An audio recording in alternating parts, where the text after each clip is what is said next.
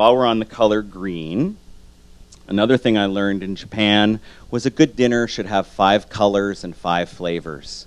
One of the things that excites me most is when ancient wisdom is backed up by modern science.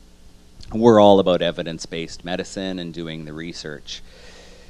And we know that in our colors, that's where your antioxidants and your vitamins and your minerals are.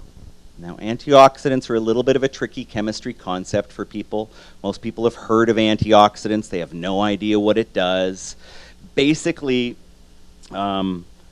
oxygen, as important as it is for life, is a bit of a charged molecule. It's in column 6 on the periodic table. It's got lots of electrons in its outer shell.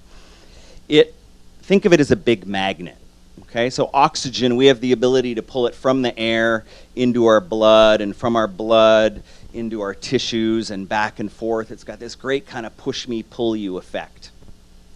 But at the same time, it can rip electrons off of surfaces. As a good analogy for this, think of if you put a nice, smooth, brand new piece of metal outside, and you expose it to oxygen and water, which has got a lot of oxygen in it, and you come back a few days later and it's rusted. It's got a rough surface.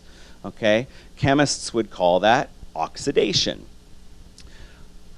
It's electrons being pulled off the surface and it leaves it rough. This happens to us over time. We oxidize.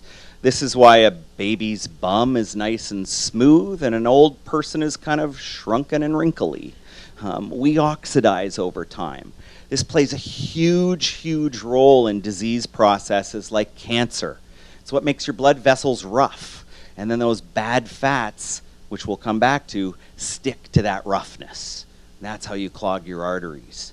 That oxidative damage punches holes in your cells and messes with your DNA, helping it turn into cancer. When we look at diseases like multiple sclerosis, it's oxidative damage that's basically frying the insulation on our nerves.